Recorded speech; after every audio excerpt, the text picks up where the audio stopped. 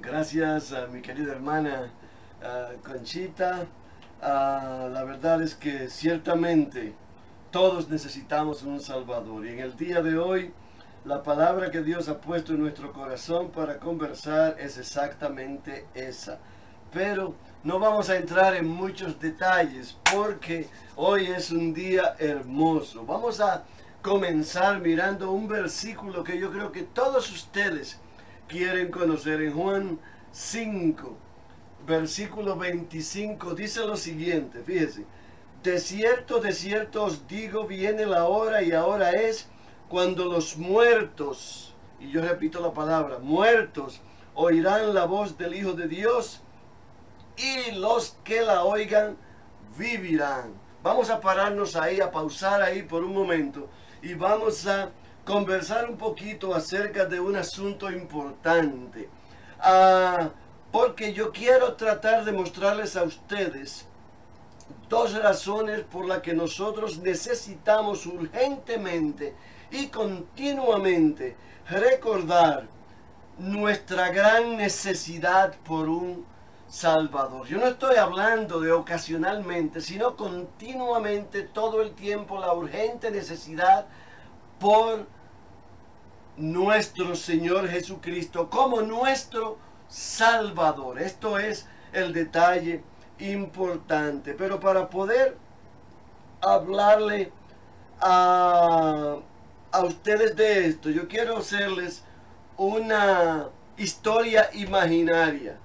Porque la primera razón por la que necesitamos tan enormemente, tan profundamente nuestro Señor y Salvador es porque si tenemos esta hambre en nuestro corazón, entonces cuando Él venga, su venida va a ser mucho más preciosa y vamos a estar continuamente anhelando que Él venga. Pero imaginémonos por un momento, y esto es imaginario, que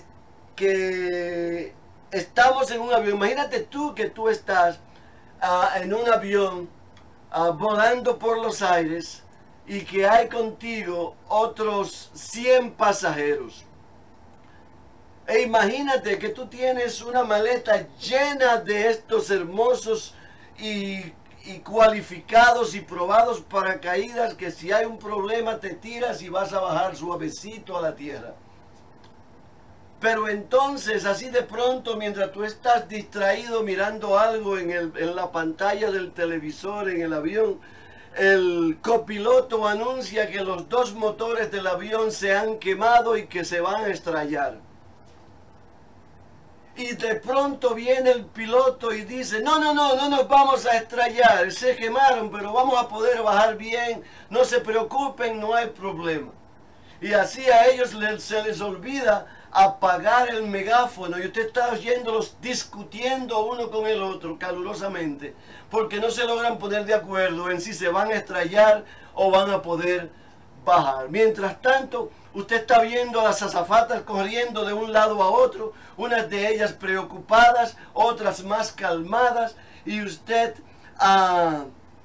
ve uno que grita por allí enfrente, dice: yo tengo aquí unos paracaídas que te llegan rapidito a tierra sin que tú tengas problemas. Tú te tiras y llegas rápido, así que ven, coge uno. Y tú dices: no, espérate, yo tengo paracaídas buenos, son más lentos, pero vamos a llegar todos seguros a tierra. Y el problema está en que con el desorden y los gritos, nadie está prestando mucha atención. Hay muchos pasajeros que le han creído al piloto y están todos sentados tranquilamente, sin preocuparse. Hay otros pasajeros que están muy inquietos y comienzan a agarrar aquellos paracaídas rápidos que tiene aquel hombre. Pero unos 2 o 3 personas, entre ellos un par de las azafatas, vienen donde y te dicen: ¿me puedes dar uno de esos paracaídas lentos? Y así mismo el copiloto sale de la cabina y viene donde ti y te dice: dame uno también. Y así de pronto se abre la puerta del avión y todos los que han cogido paracaídas se tiran y todos van bajando, y usted ve a los que tomaron los paracaídas rápidos que van bajando como bólidos hacia la tierra y terminan todos estrellándose en la tierra. usted sabe las consecuencias de esto. Al mismo tiempo, usted que va bajando lento junto con unos cuantos otros, ve como el avión se desliza y allá al final en una colina se estrella y explota. Y usted y dos de las azafatas y el copiloto y otros 3 pasajeros logran bajar sin ningún problema. Los que tomaron el paracaídas que usted les ofreció se salvaron. Yo sé que esta historia suena ridícula y yo sé que ciertamente que hay poco de realidad en el contexto de ella, pero la verdad es que todos nosotros necesitamos a ese alguien que tiene esos paracaídas lentos que nos van a permitir bajar a tierra sin ningún problema. Absolutamente todos nosotros. Y aunque muy pocos entienden esta urgencia, hoy yo quiero hablarles a ustedes acerca de la razón por la que nosotros necesitamos un Salvador y qué hacer al respecto. La segunda razón por la que debemos recordar esta gran necesidad que tenemos por un Salvador es porque la palabra de Dios nos lo comanda.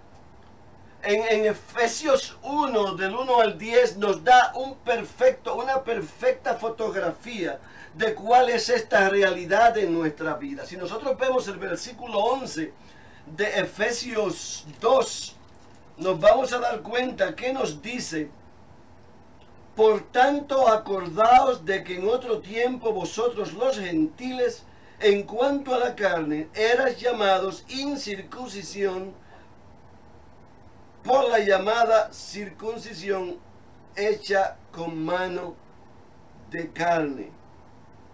Y el versículo 12 dice: en aquel tiempo estabais sin Cristo, alejados de la ciudadanía de Israel y ajenos al pacto de la promesa, sin esperanza y sin Dios en el mundo.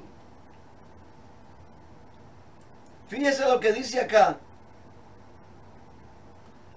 en el 11: por tanto, acordaos, acuérdate, recuerda, mantén en tu mente, manténlo presente.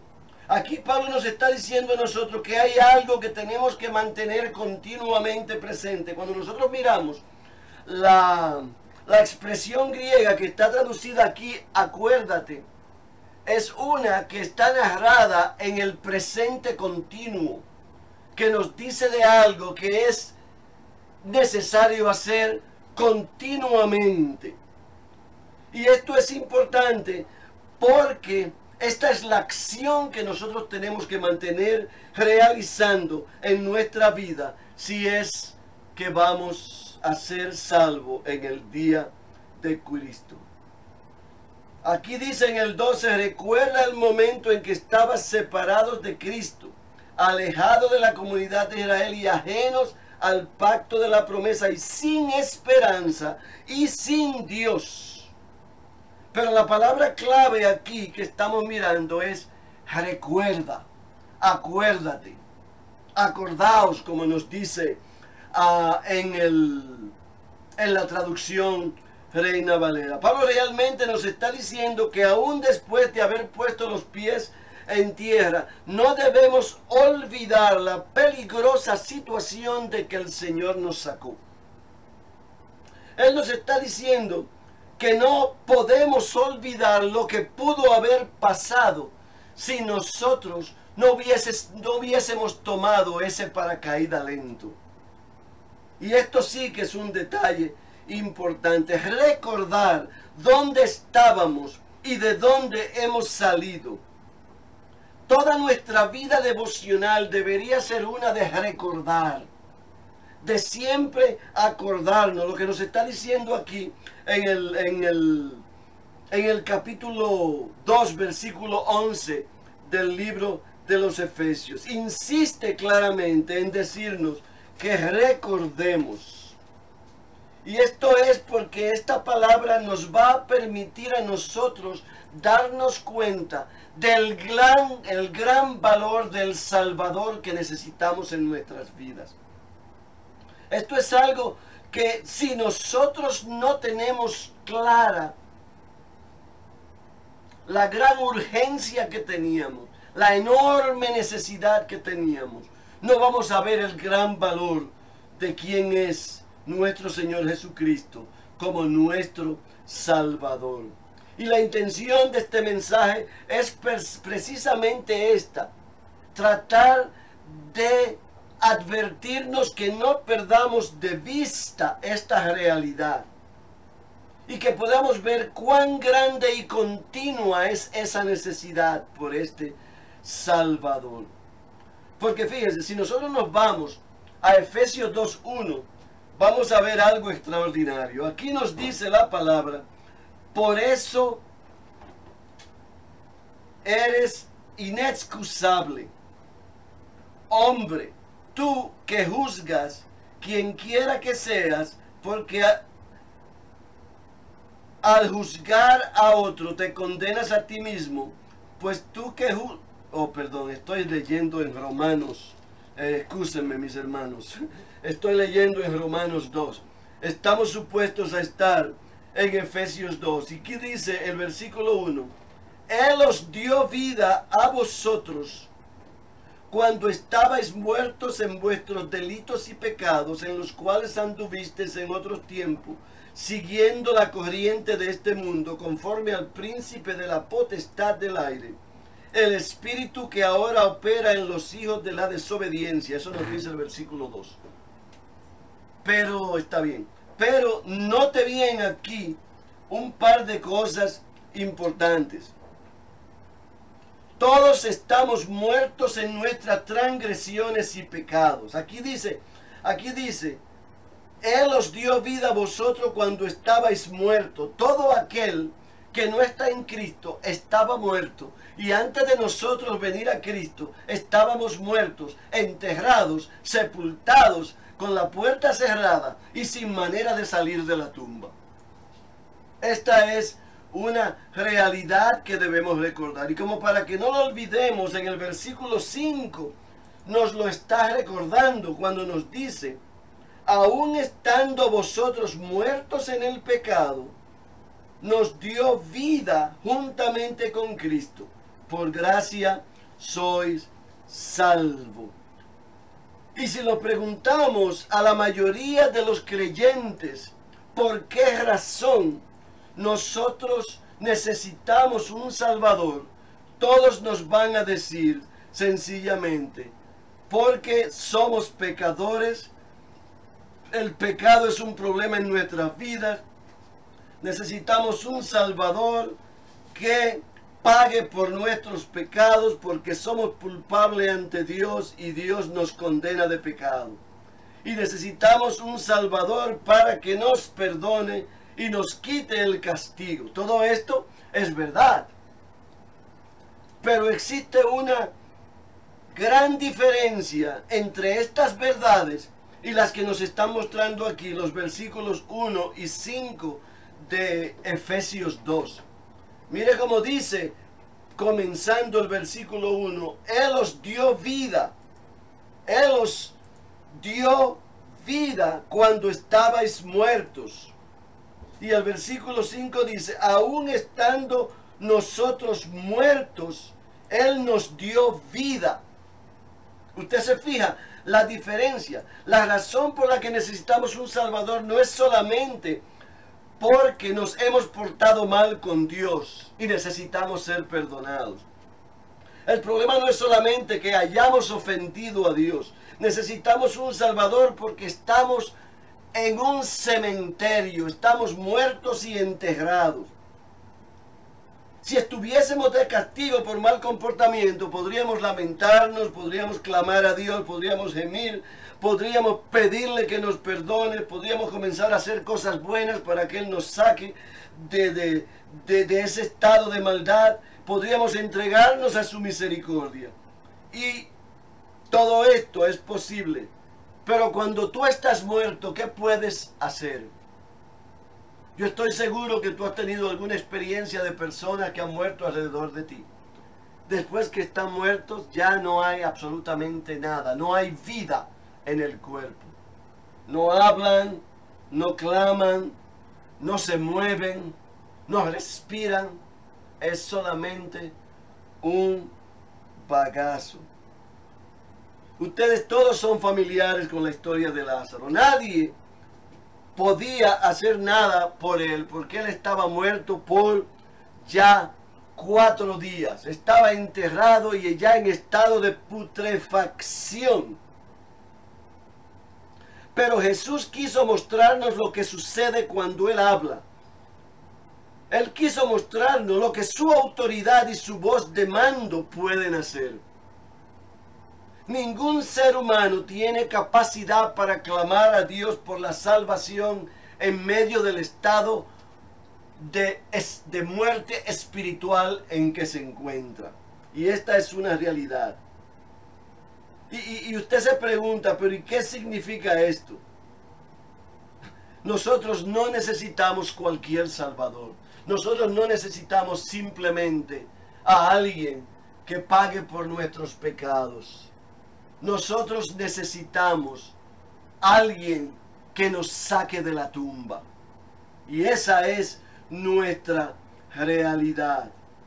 Pero vamos a ver este contexto más claramente en el versículo 3 de Efesios 2. Mira lo que nos dice acá. Entre ellos vivíamos también nosotros en otro tiempo, andando en los deseos de nuestra carne y haciendo la voluntad de la carne y de los pensamientos, y éramos por naturaleza, anote esa palabra, hijos de la ira, lo mismo que los demás. Y este es el detalle que necesitamos analizar aquí, porque aquí la gravedad de esta muerte es que nos está diciendo que por naturaleza éramos hijos de la ira. Y dice como el resto de la humanidad. Estamos hablando de todo el mundo, sin excepción de persona. En otras palabras, lo que esto nos está diciendo es que la ira de Dios estaba sobre nosotros, porque por naturaleza estamos empapados en el pecado, estamos metidos en el pecado, estamos embarazados con el pecado.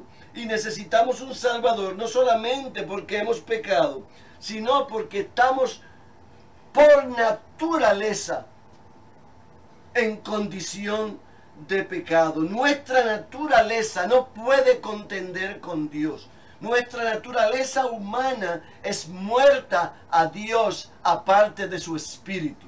Y este es el gran problema. Vivimos en una condición de naturaleza de pecado, en una condición natural que no puede tener una relación con Dios, no puede ser cambiada. Y la única manera de nosotros poder transformar esa naturaleza pecaminosa es a través de la resurrección del Espíritu, a través del Espíritu de Dios. Esta muerte es la realidad que nosotros vivimos en nuestra condición humana ante Dios. Eso fue exactamente lo que pasó en el jardín del Edén, cuando Él le dijo a Adán: si comes de ese fruto, ciertamente morirás. Entonces, cuando vemos el versículo 2, amados, vemos lo que está sucediendo aquí, en los cuales anduviste en otros tiempos, siguiendo la corriente de este mundo, conforme al príncipe de la potestad del aire, el que te tiene atado en esa naturaleza, el espíritu que ahora opera en los hijos de la desobediencia. Fíjate, aquí nos está diciendo algo que es esencial que entendamos. Aparte de esa resurrección en el Espíritu de Dios, somos hijos de la desobediencia.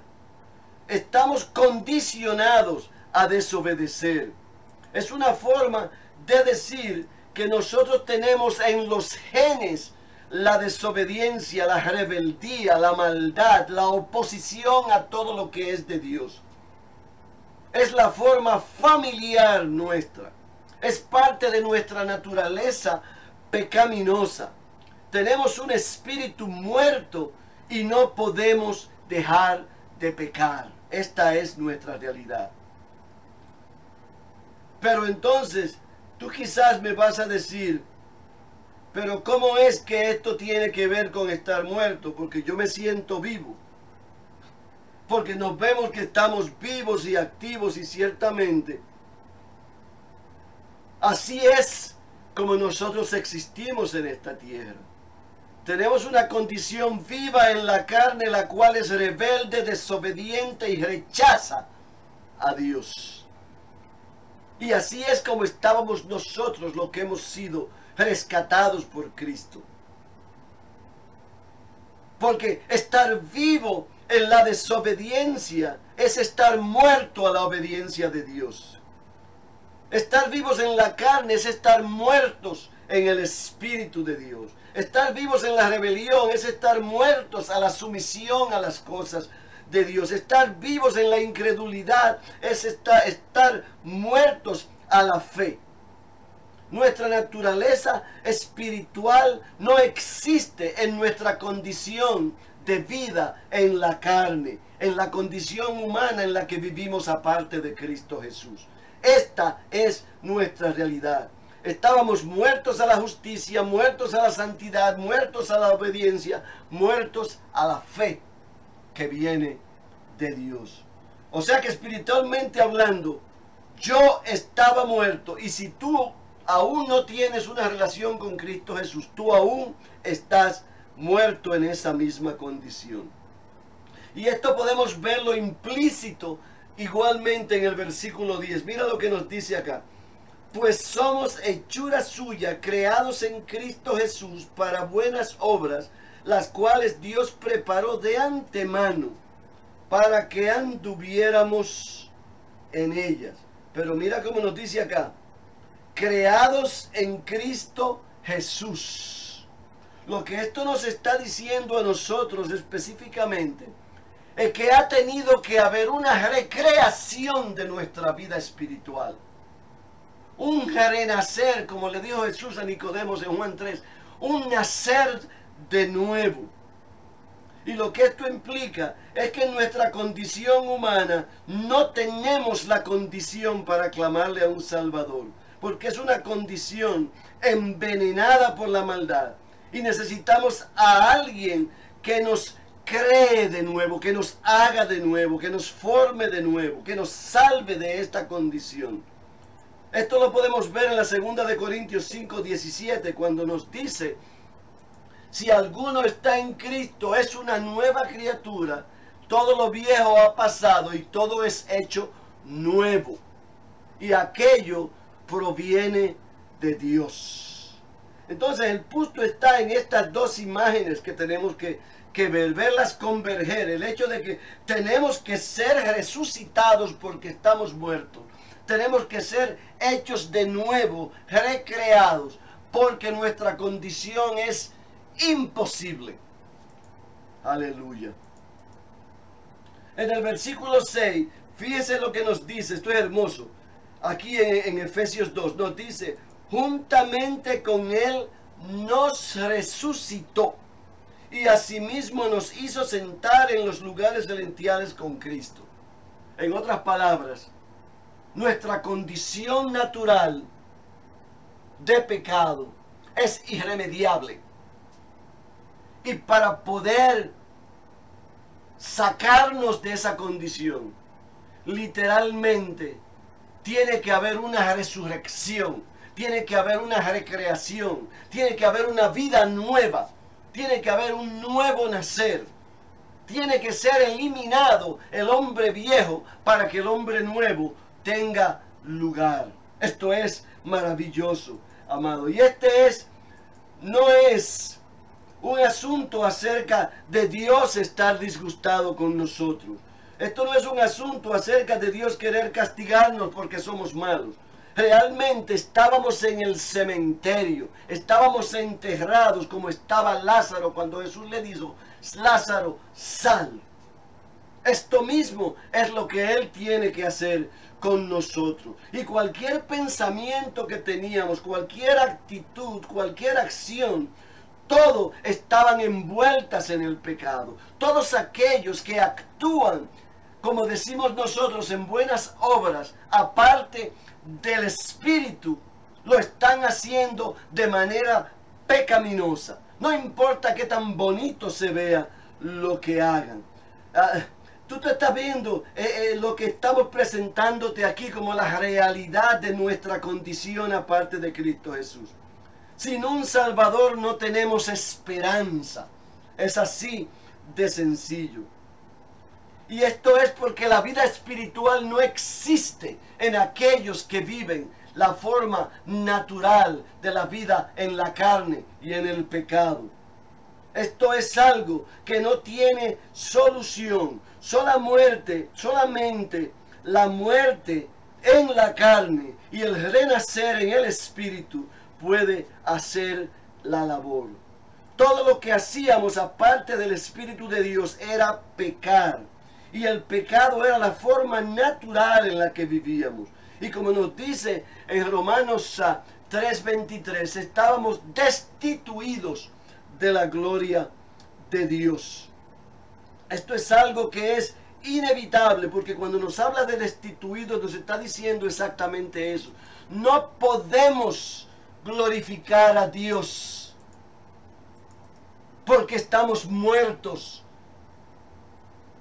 en nuestras concupiscencias, en nuestra maldad, en nuestras transgresiones. Esta es la realidad. Entonces, he aquí la razón por la que necesitamos tan urgentemente un Salvador. Pero alguien te va a decir, esto no puede ser, porque yo conozco tanta gente que viven haciendo obras buenas. Y tú dices, no tiene lógica, pero el problema está en que aquellos que hacen obras buenas aparte del Espíritu de Dios, no están mirando hacia Dios cuando lo hacen. Ellos no están consultando a Dios o considerando a Dios en la ecuación de las bondades que pueden mostrar. Y cuando tú juzgas el pecado con referencia al hombre, tú lo estás haciendo en base a una condición natural que no es de Dios. Tú no puedes pensar en el hombre cuando piensas en la justicia y en la bondad. Tú tienes que mirar hacia Dios, porque fuimos hechos para Él. Porque Él es digno de nuestro amor, de nuestra confianza, de nuestro honor, de nuestro agradecimiento, de nuestra celebración, de nuestra obediencia, de nuestra adoración. Nosotros no podemos hacer nada por nosotros mismos que sea bueno, si no estamos poniendo a Dios en medio de todo ello. Esto es imposible. Tú puedes hacer hospitales, puedes hacer escuelas, puedes matarle el hambre a los hambrientos, puedes hacer todo lo que tú quieras. Y si tú no lo haces considerando a Dios, poniendo tu confianza en Dios, buscando la gloria de Dios, es todo como trapo sucio, como nos dice en Isaías 64. Esto es algo que es importante que recordemos. En Romanos 14:23, la palabra nos dice: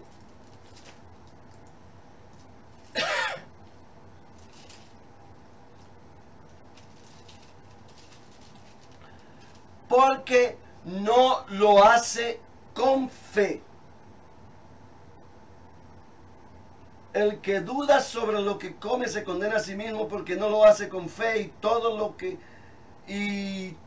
que no proviene de la fe es pecado. Oye bien, todo lo que no proviene de la fe en Dios es pecado. Es así de sencillo. Esa es tu realidad. Aquí mismo, otra vez, Romanos 3:23. Mira lo que te dice: por cuanto todos pecaron y están destituidos, no pueden glorificar a Dios. No tienen manera de hacerlo. Pueden presumir de hacer cosas buenas, pero Dios no está en medio de ello. Por eso no sirve para nada. Todo lo que cualquiera de nosotros puede hacer sin tener a Cristo Jesús en cuenta es acerca de una naturaleza muerta, acerca de una naturaleza que no tiene el Espíritu de Dios en ella. Y no hay manera de que pueda servir para nada. En Isaías 64:6 se lo mencioné hace un instante. Mira cómo nos lee esto. Todos nosotros somos como cosa impura. Todas nuestras justicias son como trapo de inmundicia. Todos nosotros caímos como la hoja y nuestras maldades nos llevaron como el viento. No hay manera de hacer el bien aparte de Cristo Jesús y hacerlo que sirva. Claro está, hacer el bien tú puedes, pero en ti, si miras hacia adentro, vas a encontrar la maldad en ti. Es inevitable. Y esa maldad hace que tu bien no tenga gloria que sirva. Este es el problema. En Romanos 8, 6, 9 nos lo explica de otra manera. Mira lo que dice acá. Y esto nos lo pone de una manera elegante. Aquí nos dice: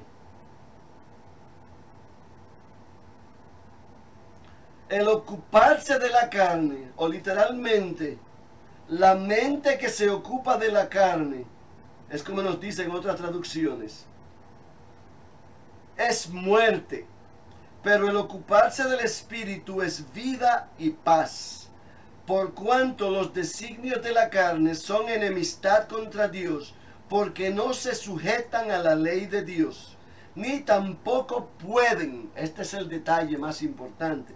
Y el 8 continúa diciendo: y los que viven según la carne no pueden agradar a Dios. Pero aquí nos pone el maravilloso consuelo que siempre está para aquellos que han encontrado la paz en Cristo.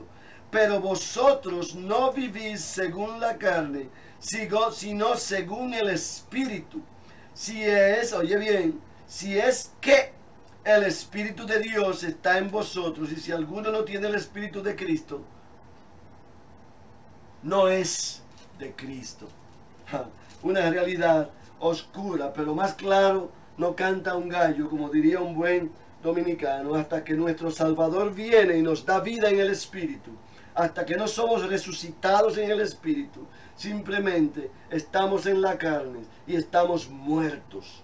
La carne es quien controla nuestra mente, es quien controla nuestras actitudes, nuestros deseos, nuestros impulsos, nuestras pasiones, y todo lo que hacemos, lo hacemos para celebrar a la carne, para satisfacer a la carne, para mantener dándole vida a la carne, y esto nos lleva más profundamente lejos de Dios y en la muerte espiritual. Nuestro único interés es satisfacer esos deseos. Pero mira, otra vez aquí en Romanos 8, como nos dice el versículo 7, el versículo 7 te dice: bendito sea el nombre del Señor, por cuanto los designios de la carne son enemistad contra Dios, porque no se pueden sujetar a la ley de Dios. Es así de sencillo.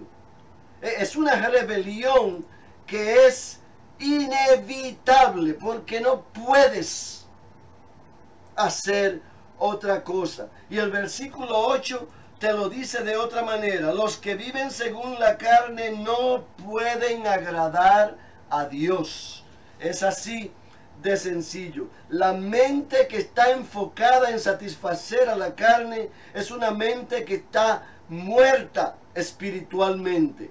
Está en una condición de decaimiento, de putrefacción espiritual, que no puede tener vida. Está desprovista del Espíritu de Dios y es incapaz de someterse a nada que tenga que ver con Dios. Y este es el gran problema y la razón por la que necesitamos tan desesperadamente a un Salvador, porque somos insubordinados contra Dios y todo lo que hacemos desagrada a Dios. Mira, en la primera de Corintios 2, versículo 14, nos lo dice de otra manera: el hombre natural no percibe, oye bien, no puede ver las cosas que son del Espíritu de Dios. Porque para él son locuras, son estupideces, son irracionales y no las puede entender. Porque se han de discernir solamente espiritual. Bendito sea el nombre del Señor. Esto es extraordinario, mis hermanos. Sin un Salvador que nos despierte, que nos vivifique, que nos dé vida, que nos resurrecte, que nos haga de nuevo, estamos corruptos, estamos pervertidos, estamos hundidos en nuestros valores mundanos. Y solamente podemos escuchar la voz de la carne clamando que le demos placer. Vamos a pensar que todo lo que es del Espíritu es locura, que todo lo que viene de Dios es insano. Y nuestra perversidad y nuestros sentidos racionales están todos empedernidos por las pasiones del mundo. Somos incapaces de captar la verdad que viene de Dios y ser salvos aparte del Espíritu de Dios. Aleluya. Esto es oscuro, amado. Pero Romanos 3 todavía nos lo pone de manera más clara. Y es importante que insistamos en mencionarlo para que lo entendamos bien. ¿Qué pues? ¿Somos nosotros mejores que ellos? De ninguna manera. Pues hemos demostrado que todos, tantos judíos como gentiles, están bajo el pecado. Y como está escrito, no hay ni uno solo que sea justo. Aleluya. Mira, esto es una cosa extraordinaria. Mira lo que nos dice el versículo 11 y 12. Más adelante. Nos dice el versículo 11 y 12. Nos dice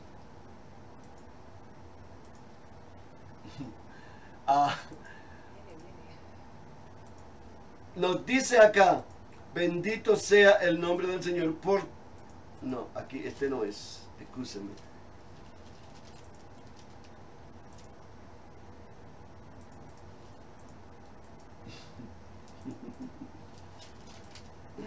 Ok, Romanos 3, versículos 11 y 12. No hay quien entienda. No hay quien busque a Dios. Todos se desviaron y a una se hicieron inútiles. No hay quien haga lo bueno, ni siquiera uno. Amados, esta es la realidad de aquellos que no conocen a Cristo. No pueden. Pueden ir a la iglesia, pero lo que hacen es religión. Pueden ir a la iglesia, pero lo que hacen es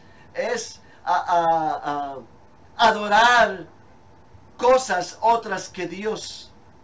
Y con esto asquean a Dios, amados. Sin un Salvador estamos gobernados por el pecado. No hay ninguna inclinación a buscar a Dios. Nuestras acciones pueden parecer buenas, pero realmente no lo son. Y vamos a ver algo de eso en un momento. En Romanos 6 nos lo pone de otra manera.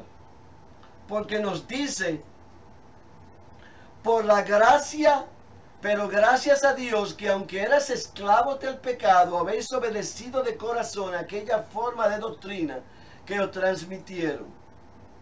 Y libertados del pecado, vinisteis a ser siervos de la justicia. Antes de conocer a Cristo, si es que tú lo conoces, tú eras esclavo del pecado. No hay otra condición. Pero aquí en Efesios 4, aquí mismo, los versículos 17 y 18, nos dicen lo siguiente. Esto pues digo y requiero en el Señor que ya no andéis como los otros gentiles que andan en la vanidad de sus mentes, teniendo el entendimiento entenebrecido, ajenos a la vida de Dios por la ignorancia que en ellos hay, por la dureza de su corazón. Esta es la condición real, y como ustedes pueden ver, esto se parece mucho a lo que vimos en los versículos 1 y 5 de Efesios 2, donde nos dice, Él os dio vida a vosotros cuando estabais muertos en vuestros delitos y pecados, o en el 5, aún estando vosotros muertos en pecado, os dio vida juntamente con Cristo. Entonces, vamos a tratar de acelerar la conclusión de esto, porque se nos está poniendo un poco largo, pero hay algo importante más que yo quiero decirle. Porque esto no es solamente, todo lo que hemos visto han sido versículos que nos da Pablo en su teología, pero vamos a irnos al mismo Jesús, cuando en Mateo 8, él nos dice, oiga bien, un discípulo se acercó y le dijo, Señor, déjame que vaya primero a enterrar a mi padre. Pero Jesús le contestó, sígueme y deja que los muertos entierren a sus muertos. O sea que aquí el concepto de la realidad de estar muerto en el espíritu es una que Jesús nos enseña, pero hay más, hay mucho más, porque también Jesús mismo nos muestra cómo esa condición de muerte en el espíritu es inexcusable. Porque en Mateo 23, 27, 28, Él nos dice a nosotros, aleluya,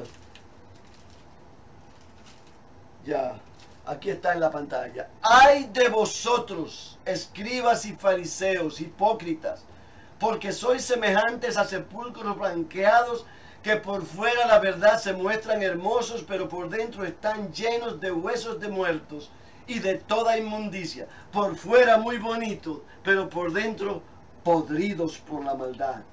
Y este es el detalle que debemos recordar, porque este es un ejemplo real de la persona que se ve muy justa, que hace muchas cosas lindas y que por dentro todavía están entenebrecidos. Un hombre limpio y religioso por fuera es muy bonito, pero por dentro es un ataúd que está directamente en el cementerio. Por dentro lleno de huesos podridos, de inmundicia, de muerte. No hay excusa ante los ojos de Dios para aquellos que los rechazan. No importa la razón. Jesús dice claramente, o tú estás conmigo o estás contra mí. Nosotros decimos en Dominicana, o estás con Dios o estás con el diablo. Y esta es una realidad. Jesús le dice en Juan 8, ustedes son hijos del diablo. De su propia boca le dijo a aquellos que estaban separados de Dios. Y la realidad es que la puerta está abierta para todos aquellos que quieren venir a Jesús. Él no le cierra la puerta a nadie. Él no quiere que nadie se pierda. Esta es una realidad nuestra. Y la razón por la que yo les comencé a ustedes a mostrar ese versículo en el principio de Juan 5 es precisamente por esto. Pero aquí en Mateo 3:27 Él nos está mostrando que usted puede tener una vida perfecta, una vida limpia, una vida llena de apariencias y por dentro estar muerto. Y por eso necesita un Salvador. Necesita aquel que le ponga el Espíritu de Dios para que usted sea resucitado en el Espíritu y muerto en esa carne de inmundicia que lo que busca es las satisfacciones personales. No es un asunto de solamente perdonar nuestros pecados, es mucho más que eso. Es resucitarnos de entre los muertos para que podamos adorar a Dios. Y por eso, aquí en Juan 5, 24 y 25, mira lo que nos dice. El versículo 24 dice: de cierto os digo, el que oye mi palabra, oye bien, el que oye mi palabra y crea al que me envió, tiene vida eterna y no vendrá a la condenación, sino que ha pasado de la muerte a la vida. Y en el versículo 25 te dice algo mucho más hermoso aún.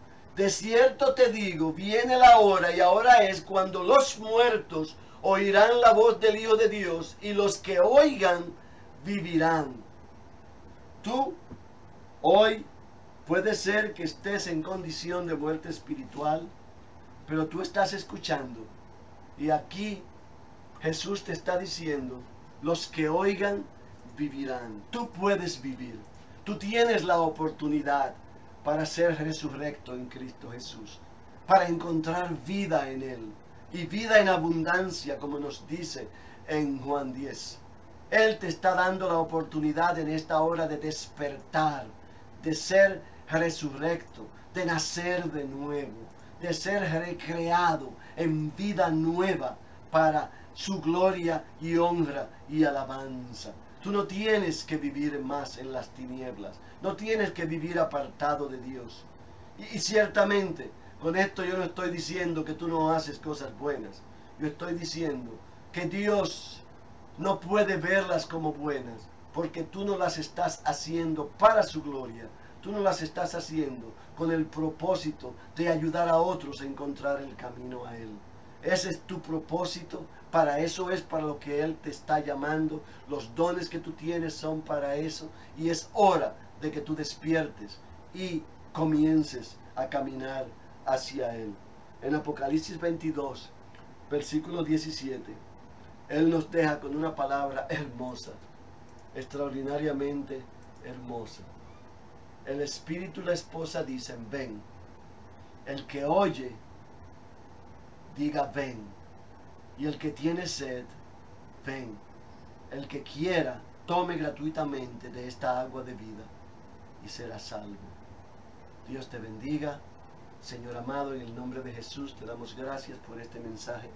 Te damos gracias por estas palabras y por esta oportunidad de celebrarte. Señor, por favor, toca a aquellos, cada uno de aquellos que han escuchado esta palabra, sea que te conozcan o no. Si te conocen, para que entiendan la urgencia de entender la gran necesidad que tenemos de ti. Y si no te conocen, para que descubran la vida nueva en ti, Señor, para que logren abrazarte a ti en el Espíritu y venir y tomar del agua fresca de vida que tú nos das. Gracias, Señor, por esta hermosa tarde. Gracias por la bendición y el privilegio de decir palabra de tu boca, en el nombre de Jesús. Amén.